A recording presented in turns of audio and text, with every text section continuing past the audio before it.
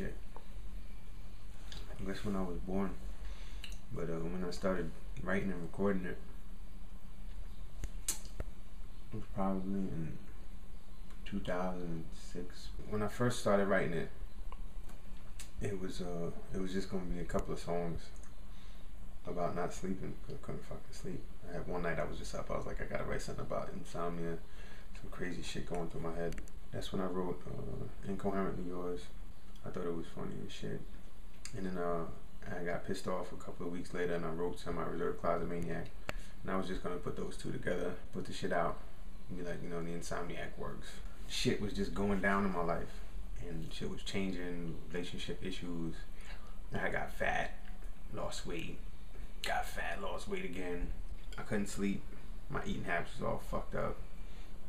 I just started writing shit down while I was writing the songs, while I'm writing the song because of this, I'm writing the song because of that. Just getting ideas down on paper, and the shit was just really long stuff. It like progressed into an EP. I wanted to release it as an EP, had some issues, couldn't get the shit out. And one day somebody, I don't even know who the hell it was, somebody was over here and they were like, what's all this shit?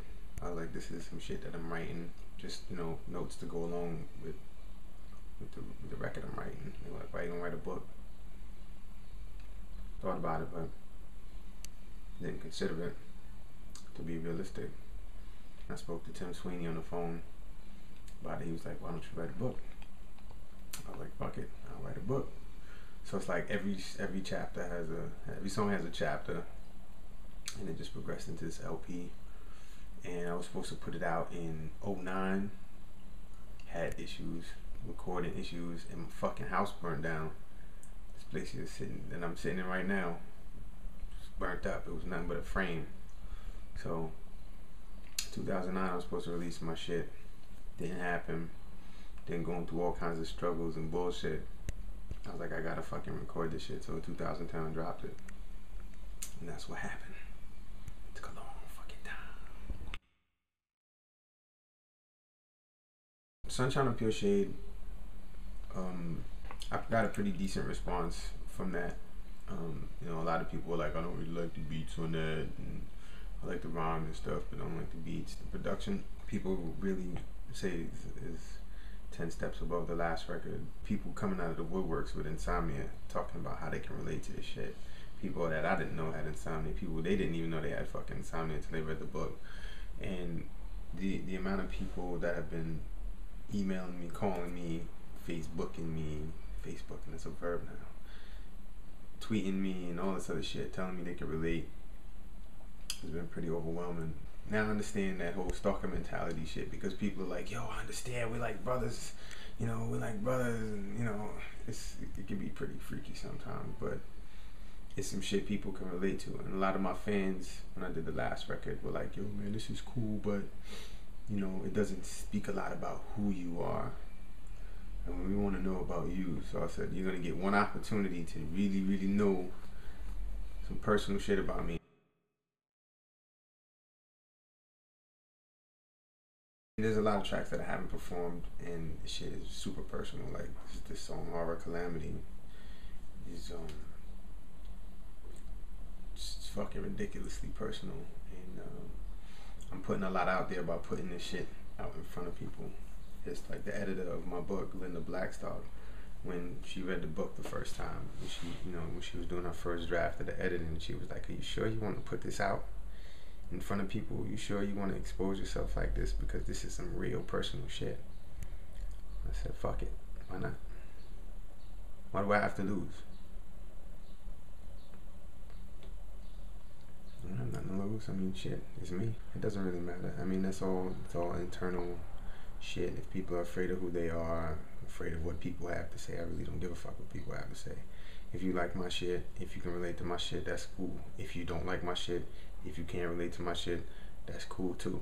You know, I'm not asking everybody to dig my shit. My stuff is not for everybody, just like everybody's stuff is not for me. But there's a lot of people that can relate to the shit that I'm doing, who can dig what I'm doing, and this is for me and for them. This has been a very therapeutic project for me, man. A very, very therapeutic project. And a lot of people who listen to this shit over and over again tell me this is very therapeutic for them. I have people in the armed forces that are based over in Europe that have, I mean, a lot of people in the armed forces purchased my shit. And I mean, I'm really honored. There's people out there busting their ass and they can't sleep out there in Afghanistan and Iraq and all these other fucking places where all this crazy shit is going on. And they purchase my shit and email me and thank me for having something that they can relate to. That's what makes all this shit worthwhile for me.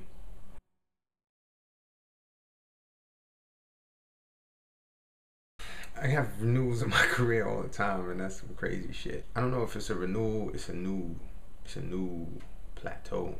It's just a whole other arena of understanding, of thought, of it's another echelon, if you want to call it shit. Some place that I really didn't understand before. I've heard artists talk about it. I've heard people talk about how they can relate to artists in certain ways, and I always thought that I could relate to some certain shit, but the scope of this project, I've never seen anything like this project before. A lot of people are telling me that they've never seen anything, particularly from a hip hop artist, to write a book, not a notebook, not a chapbook, not a booklet. This shit is a book, you know. And I don't know anybody who's done anything like this, man. And it's just a whole step up to the side from the normal shit that I've seen, that I've experienced. And hey, I'm glad that I did it.